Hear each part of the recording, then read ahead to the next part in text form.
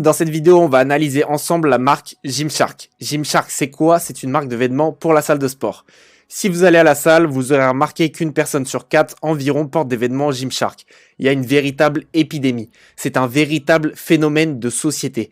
Et si vous n'allez pas à la salle, allez-y, ça vous fera du bien physiquement et mentalement.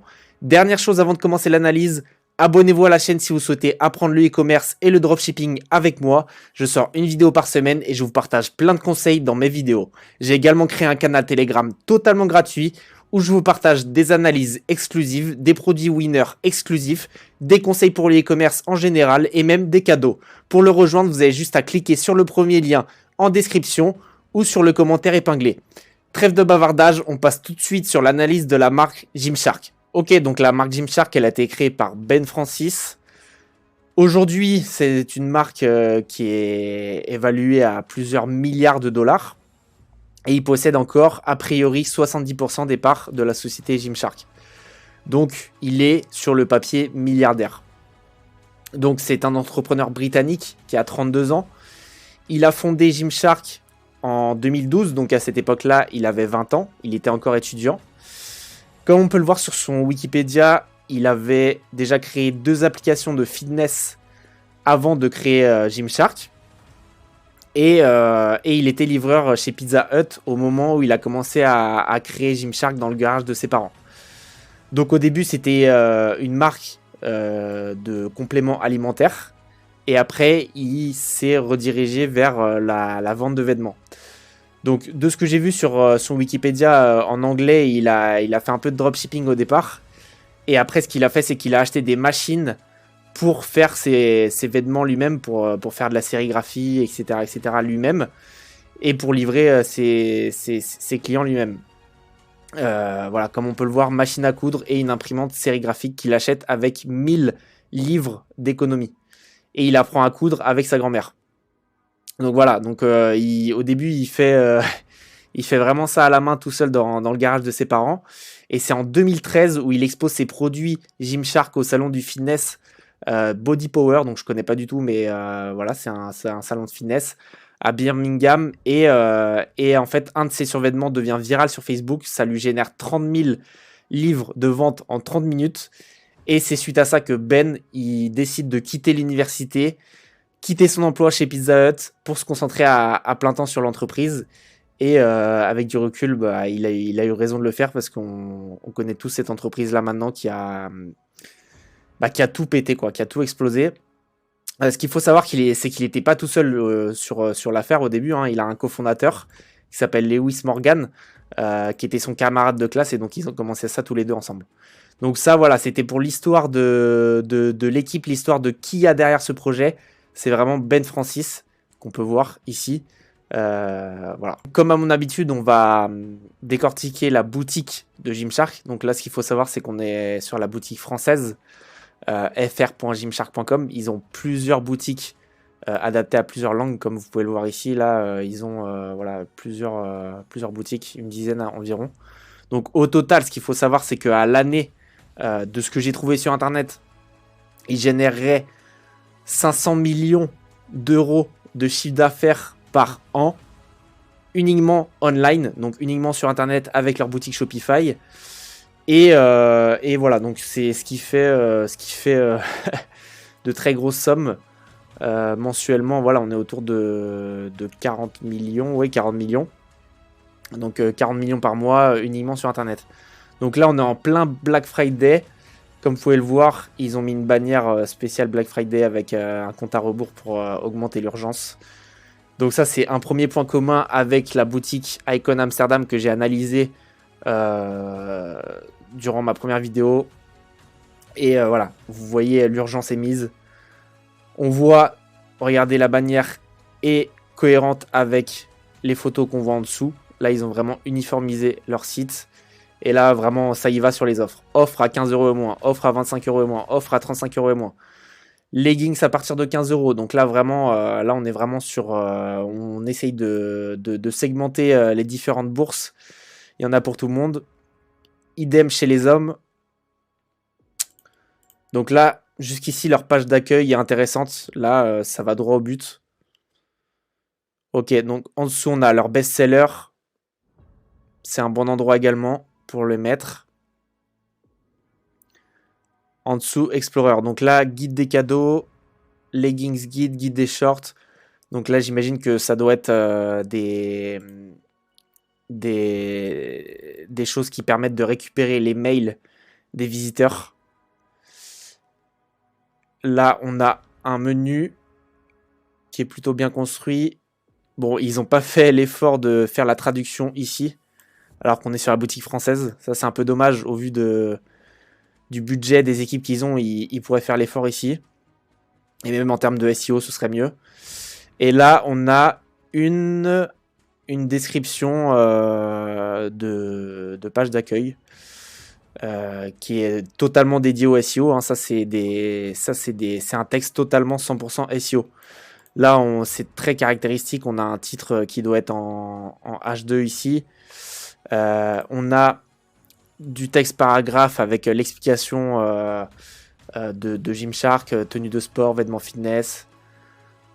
Pour la salle de sport, là on a quelques textes en gras qui redirigent également. Donc il y a du maillage interne. Donc c'est très bien construit. Ça c'est vraiment quelque chose que je vous recommande de faire, de mettre une description SEO sur toutes les pages où vous pouvez en mettre une. Notamment les pages d'accueil et les pages de collection. Justement, ça vous permettra de ranker plus haut sur les mots-clés que vous visez. Et là, on a un footer qui est assez standard visiblement. Donc, dans l'ensemble, pas grand-chose à dire sur la page d'accueil. Ça reste propre. Ok, donc là, on est sur une page produit. Donc, on est sur un jogging pour Rome. Donc, au niveau des photos, à gauche, je trouve que c'est plutôt propre. Les photos sont très bien.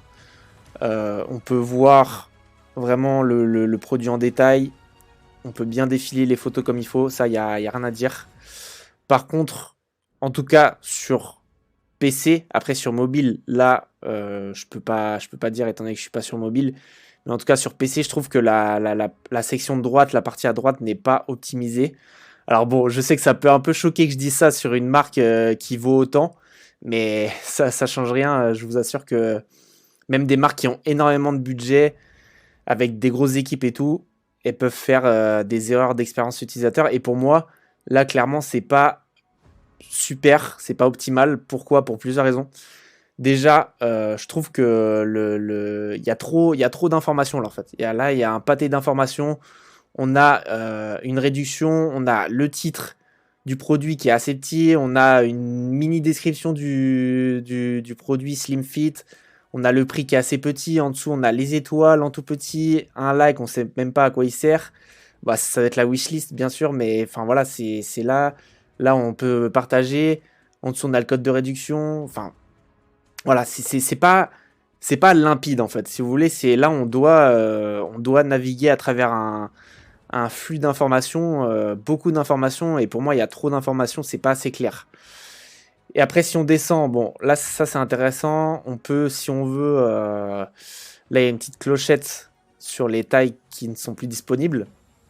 Donc, j'imagine que quand on clique dessus, on peut rentrer son mail pour voilà, on peut entrer son mail pour être au courant quand le produit revient. Ça c'est bien, ça c'est très bien. Et je vous incite à faire de même si vous avez des produits qui ont plusieurs tailles ou plusieurs variantes et qui sont plus enfin où vous avez des variantes qui ne sont plus en stock. C'est un truc qui est obligatoire à mettre en place. L'ajout au panier, bon ça c'est standard. Payer en 4 fois sans frais, ça c'est très bien. Livraison standard, ok, d'accord. Ça c'est bien. Avoir le look, donc ça c'est du cross-selling, c'est très bien. Ils le mettent ici, c'est top. Et après voilà, regardez, là il faut descendre jusqu'ici pour arriver à la description du produit.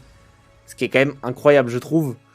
Je trouve que la description est beaucoup trop loin une fois qu'on arrive sur la page.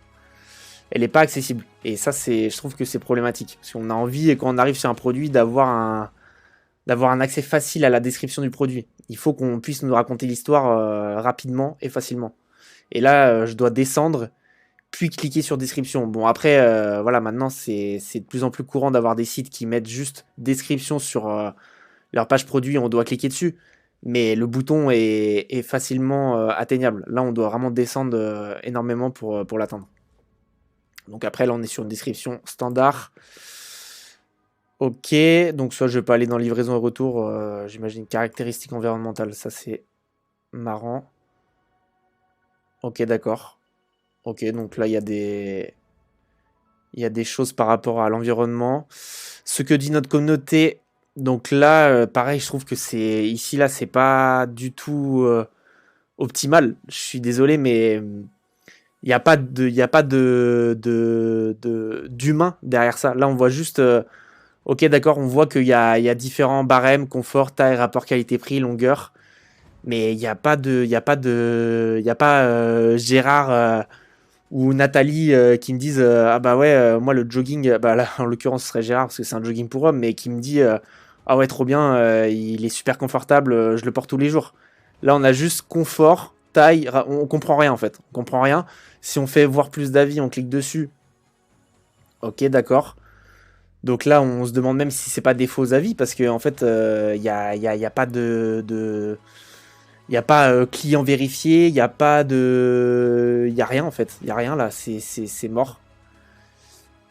Donc vraiment, là, ce que vous pouvez revenir sur les commentaires, c'est que sur les avis, c'est vraiment essayer d'humaniser ça. C'est-à-dire essayer de rendre ça dynamique.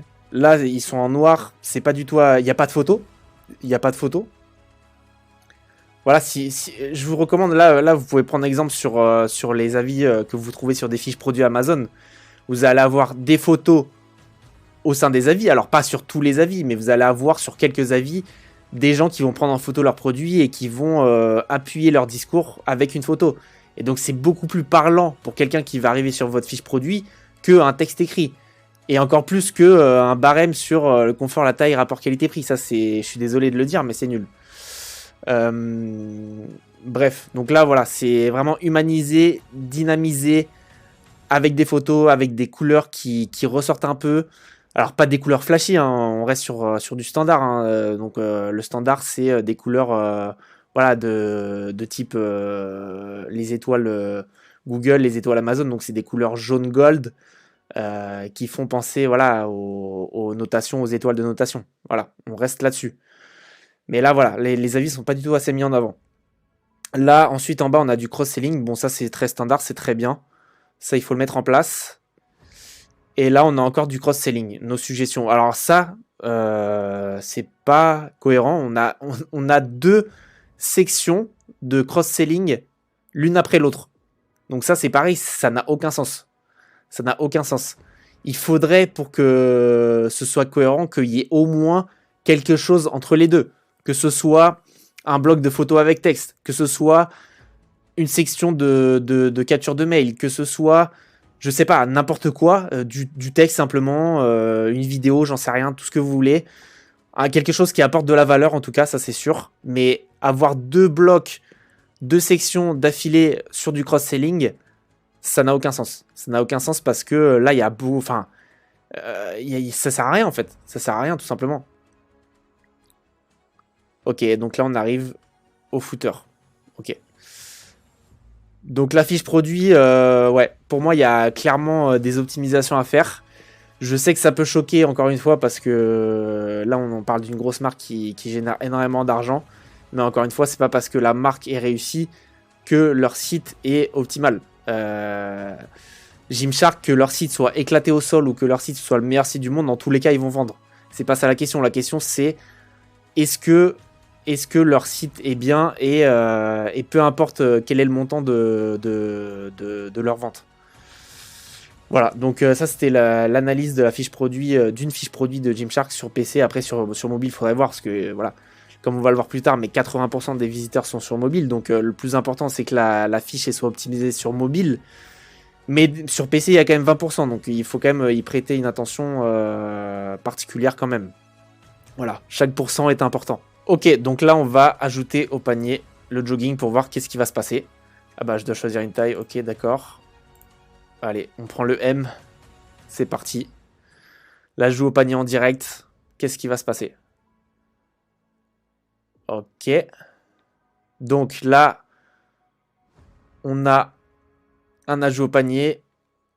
On a une barre, voilà. Bah, comme, c'est fou, hein. C'est fou comme, comme c'est standardisé le e-commerce. C'est-à-dire que quand vous avez des gros acteurs comme Gymshark et d'autres gros acteurs du e-commerce qui font quelque chose, après on va avoir des marques plus petites qui vont adopter les mêmes codes comme Icon Amsterdam qui a exactement la même barre de livraison dans le panier. Il manque 35 € pour la livraison standard gratuite. Voilà. Donc ça vous pousse à rajouter un produit, voire 2 produits supplémentaires pour obtenir la livraison gratuite.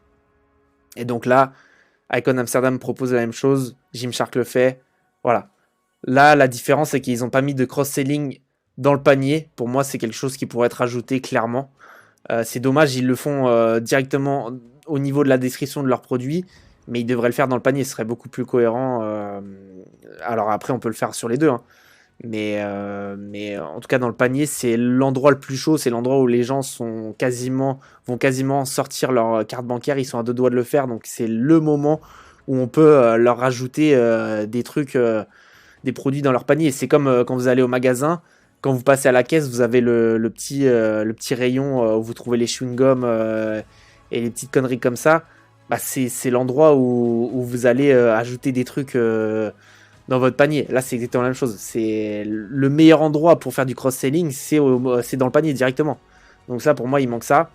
Le code de réduction directement dans le panier, oui, pourquoi pas. Après, on pourrait le mettre dans le checkout. On pourrait le mettre dans le checkout parce que ça prend de la place pour rien. Après, je comprends pourquoi ils le mettent directement ici. Ça permet de rassurer le client sur le fait qu'il va bien pouvoir rentrer son code. Et donc, ça le pousse à avancer dans les étapes. Mais ça pourrait être remplacé par du cross-selling. Ok, donc continuons au checkout. Allons voir le checkout. Let's go. Ok, donc on a le logo Gymshark qui s'affiche en haut à gauche. Ça, c'est très bien. Je sais pas si vous le voyez d'ailleurs. Je suis peut-être dessus là. Excusez-moi. Bon, pendant le temps d'attente, là, vous pouvez voir mon outfit. Ceux qui auront la ref. Petit outfit PlayStation. Franchement, c'est bien stylé. Là, pour l'hiver, ça met bien. Alors, ok. Ok, d'accord. Donc là, à droite, information. Les commandes faites entre le 1er novembre 2024 peuvent être retournées jusqu'au... Ok, d'accord. Moins 25 en plus, surtout. Avec le code extra 25, c'est en plus de... C'est en plus de jusqu'à moins 70 surtout. Ok, donc ça, c'est pas français. Là, on a une phrase qui est même pas en français. Non, mais regardez, il y a écrit jusqu'à vendredi 23h. Jusqu'à vendredi 23h. Je sais pas si vous vous rendez compte. Une marque qui fait 500 millions d'euros par an de chiffre d'affaires, il y a 2 fautes d'orthographe dans la même phrase. Donc c'est là que je vous dis que c'est pas parce que vous avez un capital énorme que tout va être optimisé et tout va être bien et tout va être parfait. Non, ça n'a rien à voir. Et c'est pour ça qu'à contrario, c'est pas parce que vous n'avez pas de capital que vous pouvez pas faire une boutique qui est incroyable et qui sort du lot. Là, aujourd'hui, avec Shopify, si vous avez les bonnes compétences pour le faire, vous pouvez faire une boutique qui est du même niveau que Gymshark avec un capital ultra limité. C'est possible. Et là, la preuve en est que là, on voit qu'ils font 2 fautes d'orthographe dans la même phrase. Ici, là, je suis vraiment choqué. En plus, à l'endroit du checkout. Enfin, je suis désolé, mais c'est pas du tout professionnel. Bon, là, vous allez avoir l'impression que je suis en train de défoncer la boutique. Au passage, j'ai rien contre Gymshark. Un disclaimer, j'ai rien contre Gymshark. Moi, j'analyse juste. Voilà. Donc, continuons. PayPal, ok. Standard. Ok. Pour l'instant, ok. Bon. A priori, là, on est vraiment sur du standard, sur le checkout. Ok, donc là, on est sur leur ad library. Donc, tout ce qui est pub sur Instagram, Facebook. Donc là, déjà, ce que je remarque, là, regardez en haut à gauche, 41 000 résultats. Quand on tape Gymshark dans l'ad library de Meta, 41 000 résultats. Donc c'est énorme, c'est colossal. À titre de comparaison, sur Icon Amsterdam, je crois, on avait trouvé environ 200 résultats. Je me souviens plus du chiffre, mais c'était plusieurs centaines de résultats. Donc ce qui est déjà très bien. Hein. Là, je peux vous dire, ça bombarde déjà. Mais là, 41 000 résultats. Je sais pas si vous vous rendez compte. C'est colossal. C'est colossal. C'est-à-dire que là, le budget qui est dépensé en publicité sur Meta et sur les autres aussi, parce que j'ai vu qu'ils font du Google Shopping, du Google Search, etc. Donc ils font du Google Ads et ils font du TikTok Ads, c'est sûr. Là, le budget publicitaire, il doit être mais colossal, colossal, colossal, colossal. Et c'est waouh, 41 000 résultats. Donc après, ce qu'il faut savoir, c'est que 41 000 résultats, ça veut pas dire que c'est uniquement eux. On peut avoir des autres personnes qui font des pubs en incluant le nom Gymshark ou avec des tags, etc. Et du coup, on peut se retrouver avec leurs vidéos incluses dans les résultats. Mais en tout cas, la majorité, c'est la marque Gymshark. Donc ça, c'est vraiment à noter. Et donc là, on est...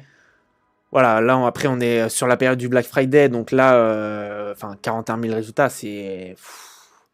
Waouh, quoi. Là, c'est... Je sais, mais j'ai même pas les mots. J'ai même pas les mots.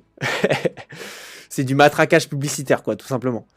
Donc là, on est sur des pubs du Black Friday, moins 25%, machin. Alors, est-ce que je vais cliquer sur une pub? Est-ce qu'il y a une vidéo par là, là? On va essayer de trouver un truc. Est-ce qu'il y a un truc? Donc là, pour l'instant, je vois que des photos. Ok. Ah, une vidéo. Allez, on va regarder ça. Regardons ça ensemble. Si ça veut bien charger. Allez, charge-toi. Oui. Oui, oui, ok. Ok. Donc là, on a un carrousel de photos. Ok. Bon, bah, c'est propre.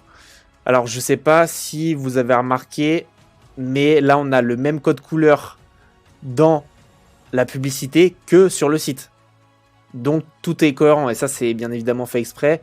C'est la cohérence du branding. C'est-à-dire que là, ils ont décidé ils ont défini une couleur. Alors, je pense que ça est spécifique au Black Friday. Et ils ont mis ça sur leur site, dans leurs vidéos publicitaires. Et après, on va le voir par la suite sur leur Instagram également, dans leur post.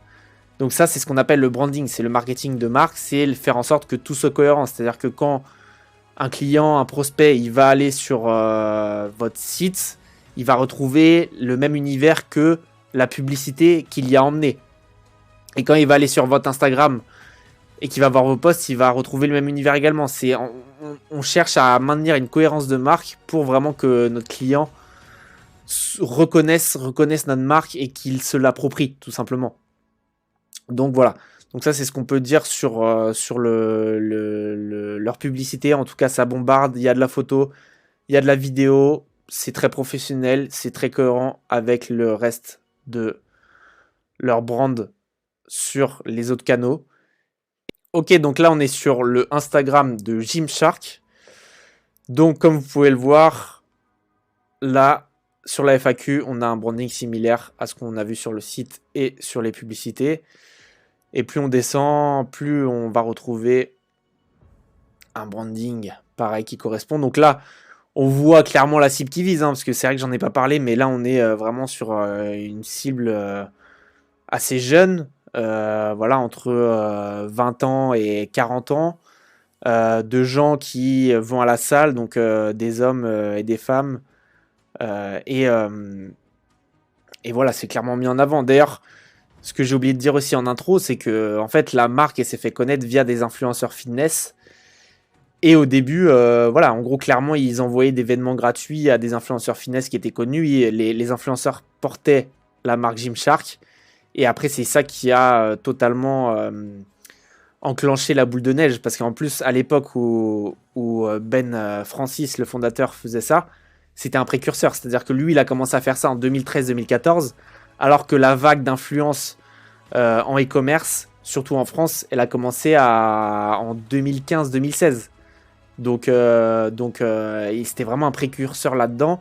Et ça a tout défoncé. Ça a tout défoncé. Les influenceurs portaient sa marque. Du coup, il y avait plein de gens qui voyaient ça sur les réseaux et qui avaient envie de porter la même marque. Et après, c'est un effet boule de neige parce que du coup, plus les gens portent la marque dans les salles de sport et plus les gens qui sont à la salle de sport, ils voient la marque être portée par d'autres personnes. Et après, il y a l'effet de mimétisme. C'est-à-dire qu'on a envie de ressembler au mec qui est méga baraque dans notre salle et qui porte du Gymshark.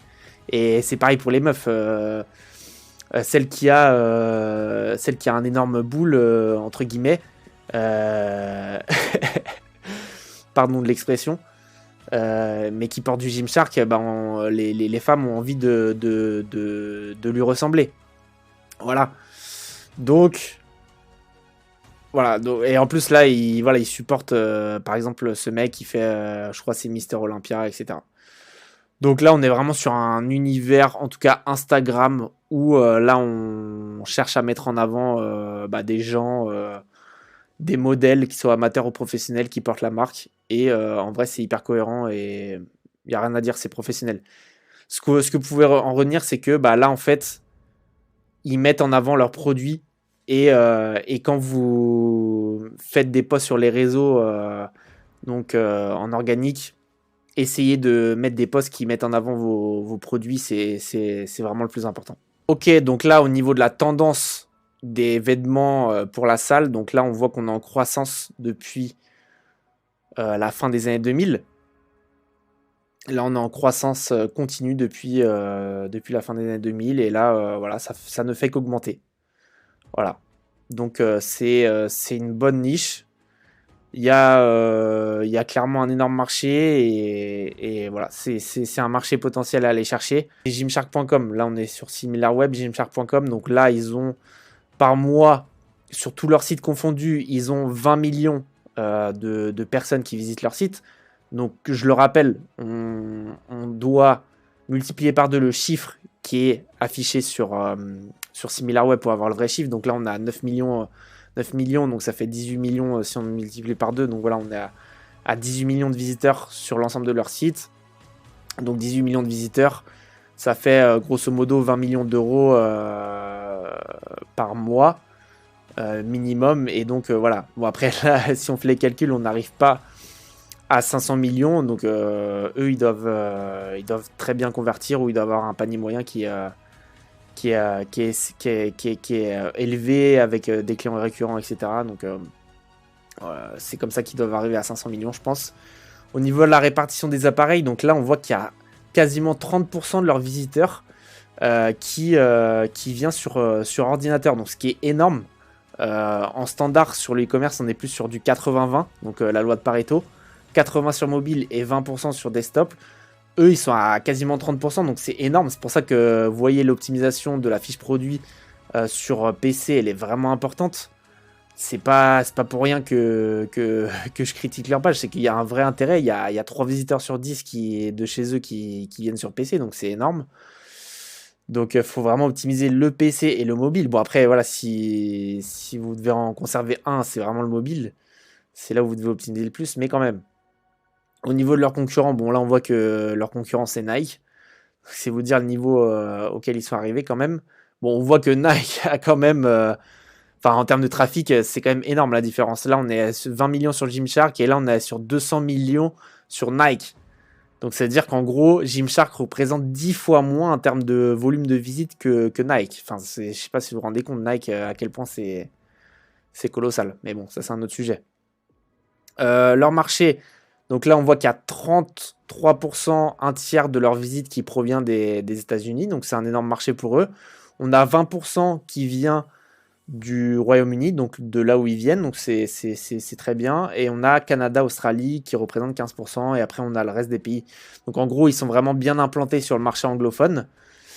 Et c'est vraiment top parce qu'en e-commerce, en vrai, quand on est occidental, c'est le plus grand marché à aller conquérir.